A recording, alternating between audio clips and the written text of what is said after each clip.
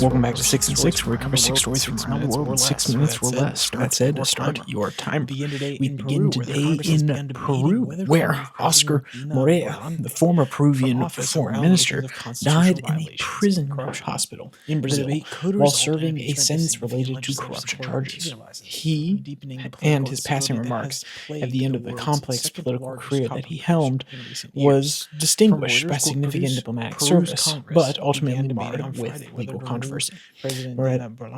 Mortuez, the death has prompted reflection on his legacy, highlighting the nuanced nature of his contributions to Peruvian politics and international diplomacy.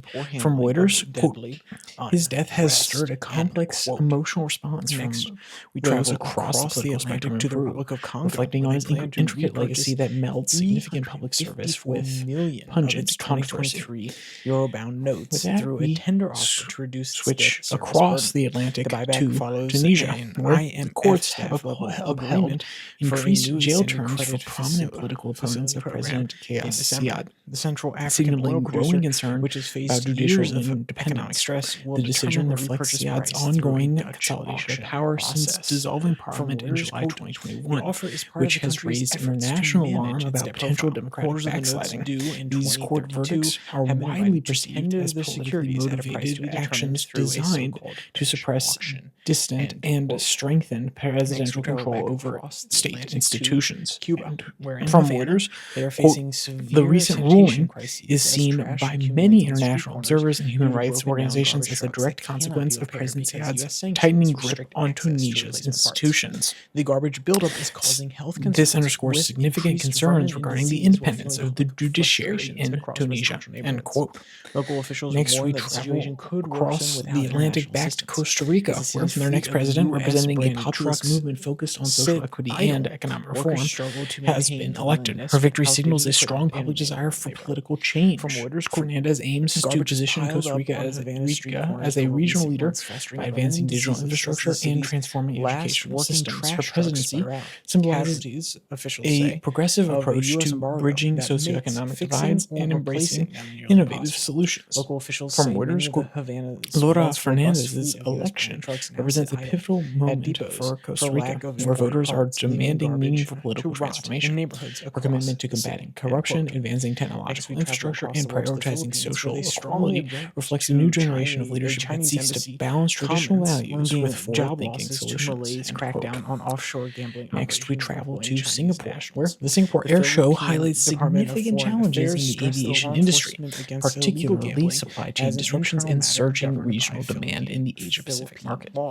Industry leaders are focusing on innovative solutions and collaborative approaches to address logistical bottlenecks and prepare for future growth. The event serves as a critical platform for networking, strategizing, and exploring technological advancements in the aerospace manufacturing sector.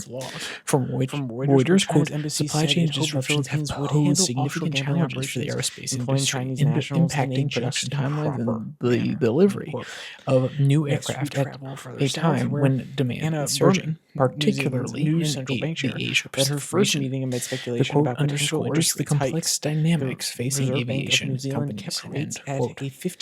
Next, we travel south to Australia, where the Australian Open men's singles tournament has a rich history of showcasing exceptional tennis players on Melbourne's hard courts.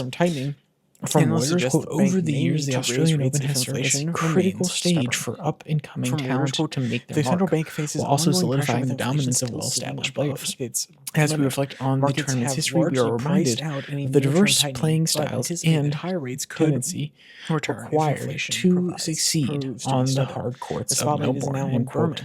And finally, we end today in Europe, where the Tisy Party is leading polls for Hungary's 2026 parliamentary elections, representing a surge in far-right populism. Their nationalistic and anti-immigrant platform has gained significant support, potentially signaling a major shift in Hungary's political landscape. The party's rising popularity reflects broader European trends of right-wing political movements gaining momentum. From Reuters, quote, it's about time Hungary takes control of its destiny without external dictates, said one Tisy Party supporter. Quote, we need leaders who are truly representative of Hungarian people and their values. These statements highlight the party's core messaging of national sovereignty and rejection of external political influences, end quote. And of course, if you want to read any of today's articles in their entirety, they'll all be linked down there in the description below that like and subscribe button. You'll sit down there, you can find the podcast on Spotify, Podcast Podbite, as well as the Twitter handle at Your Daily Flip, where I post links to these episodes on Tuesday and Thursday. In the normal podcast, it's more US focused on Monday, Wednesday, Friday. So, with all that said, there's only one more thing to say. Stay safe, don't die. One more thing to say. Stay safe, don't die.